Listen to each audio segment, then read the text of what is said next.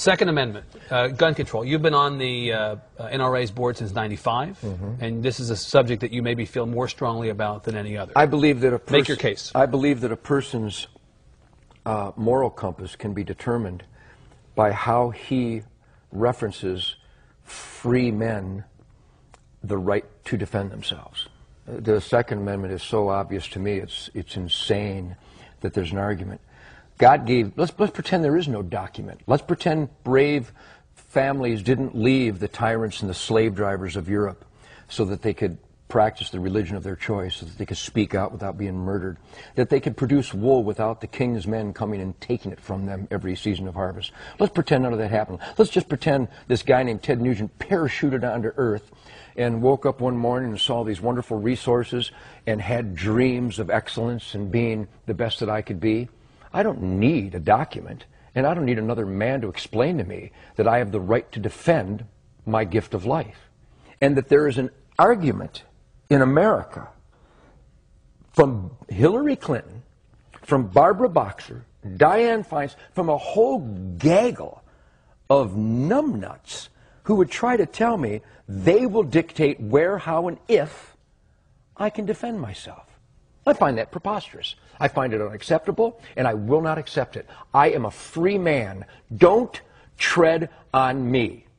A good, law-abiding citizen, not convicted of a felon. The Second Amendment of our Bill of Rights is my concealed weapons permit. Period. That's it? That's it. So no limitations of any kind that you can see? None. That's it. The limitation should be, instead of arresting people for molesting children 24 times, I would rather the dad walked into the room, found a person molesting that child, and blew his brains out. I would rather that the lady in Massachusetts last month who was taking her daughter to soccer, who was carjacked by a recidivistic maggot who'd been in the prison system all his life but was let out again because we feel sorry for him. Maybe he had a bad childhood. Instead of her being hijacked and murdered, I'd rather she just shot the bastard dead.